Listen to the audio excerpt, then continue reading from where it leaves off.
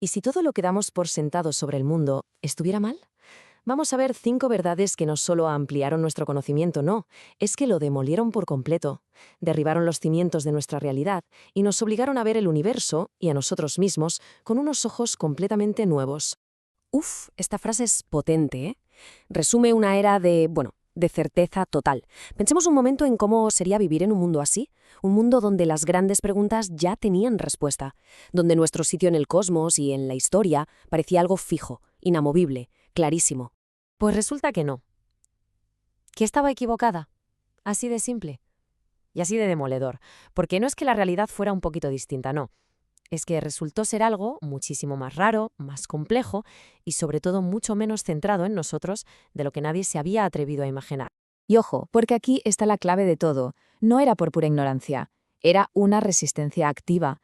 Estas creencias no eran simples fallos, que va, eran los pilares que aguantaban una visión del mundo súper cómoda, una que nos ponía a nosotros en el centro de todo. Así que aceptar la verdad no era solo cambiar un dato en un libro, era bajarnos del trono. Venga, vamos con el primer pilar en caer, y quizá fue el más gordo de todos, nuestra supuesta posición privilegiada en el cosmos. A ver, pensemos un segundo en lo que esto significa. Durante más de un milenio, la humanidad creyó vivir en un universo hecho a medida. Estábamos literalmente en el centro de la creación. Todo, absolutamente todo, giraba a nuestro alrededor, de forma ordenada, predecible. Oye, una idea que reconforta, ¿verdad? Es que es muy cómoda. Y de repente llegan figuras como Copérnico y Galileo y sueltan una idea que era pura herejía. Pero su argumento no se basaba en la fe ni en la filosofía, se basaba en algo mucho más frío, más, irrefutable: las mates. Los números no mentían, y los cálculos decían que no éramos el centro, que éramos un planeta más, uno de tantos, dando vueltas alrededor de una estrella en un universo gigantesco. Claro, y por eso dolió tanto. Porque que nos movieran del centro no fue un simple reajuste en los mapas del cielo, fue un golpe directo al ego de toda la especie. Y por supuesto, un desafío brutal a dogmas religiosos que llevaban siglos definiendo lo que era real y lo que no. Bueno, una vez perdido nuestro sitio en el centro del cosmos, la siguiente verdad incómoda fue a por otra cosa, la propia historia que nos contábamos sobre nosotros mismos. Concretamente, la del origen de la civilización. Hasta hace no tanto, la historia oficial era muy sencilla, muy limpita. La historia de verdad, la que tiene sociedades complejas y religiones organizadas, empezaba con la escritura. Y punto. Todo lo de antes era prehistoria. Una especie de pasado borroso, primitivo y sin mucho que contar. Pero claro, entonces la arqueología va y desentierra en Turquía un lugar llamado Göbekli Tepe. ¿Y qué es? Pues un complejo de templos monumentales, construido hace unos 11.000 años. O sea, estamos hablando de miles de años antes de que se inventara la escritura o la cerámica. De repente, ¡pum!, la cronología se pone patas arriba. Y surge una pregunta que lo cambia todo. ¿Y si la religión y la organización social no fueron una consecuencia de la civilización, sino su causa? Así, de un plumazo, nuestra línea de tiempo tan bien ordenada saltó por los aires. La historia de la civilización resultó ser mucho más profunda, mucho más antigua y, otra vez, mucho más incómoda de lo que esa idea tan simple de prehistoria nos había hecho creer. Venga, vamos a por la siguiente idea que se fue al traste. Y esta no solo reescribió el pasado, sino que dibujó de nuevo nuestro propio árbol genealógico. Y es que resulta que la búsqueda de nuestros orígenes partía de una idea que era totalmente falsa. A ver, durante décadas los paleoantropólogos estaban obsesionados con una cosa: encontrar el eslabón perdido. La idea que tenían en la cabeza era la de una escalera, una progresión súper lineal, muy ordenada, de un ancestro primitivo a nosotros, el Homo sapiens, que estábamos en la cima, claro.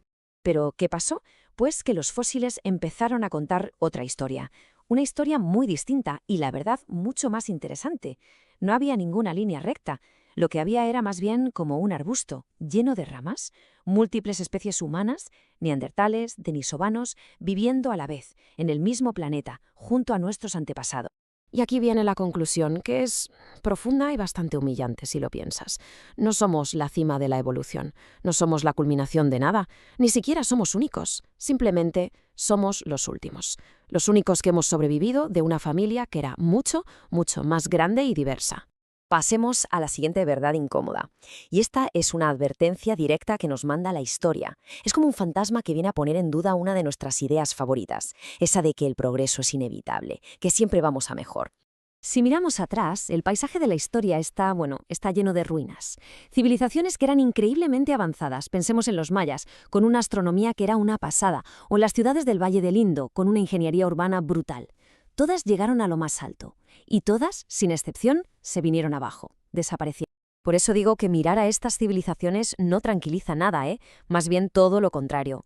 Es una advertencia clarísima. El progreso tecnológico, tener una sociedad muy compleja, nada de eso es un seguro de vida. No garantiza la supervivencia. Y es que esa misma idea de progreso nos lleva directos a la última gran mentira que solemos contarnos, esa que dice que somos, por naturaleza, más listos que la gente que vivió antes que nosotros. Fijaos, por ejemplo, en el mecanismo de Antisitera. Es un sistema de engranajes súper complejo de la antigua Grecia. Vamos, una especie de ordenador analógico que podía predecir eclipses con una precisión que alucinas. Y este cacharro, como otros hallazgos, demuestra que tenían conocimientos que hasta hace poco nos parecían imposibles para su tiempo. Aquí la clave es entender una cosa. Su cerebro, su capacidad intelectual, era igual que la nuestra. La gran diferencia no estaba en el hardware, sino en el software. O sea, en el contexto, en todo el conocimiento que se había acumulado hasta entonces y en las herramientas que tenían a mano. No es que fueran menos listos, es que jugaban con otras cartas. Bueno, hemos hecho un viaje por 5 mundos, 5 certezas que se hicieron pedazos, desde el centro del universo hasta las raíces de nuestra propia historia. Entonces, después de todo esto, ¿con qué nos quedamos? ¿Cuál es la lección que lo une todo? Pues que cada uno de estos descubrimientos obligó a la humanidad a hacer algo que cuesta muchísimo: admitir que estaba equivocada. Cada una de estas revoluciones no solo trajo datos nuevos, sino que forzó un baño de humildad. Porque al final, el mayor enemigo del conocimiento, da igual la época, no es no saber algo, es creer que ya lo sabes todo. Es esa certeza absoluta. Y claro, todo esto nos lleva a una última pregunta, que quizás sea la más importante. Si la historia nos ha enseñado una y otra vez que las verdades más sólidas se pueden venir abajo como un castillo de naipes, ¿qué cosas de las que hoy creemos a pies juntillas parecerán un auténtico disparate dentro de unos siglos?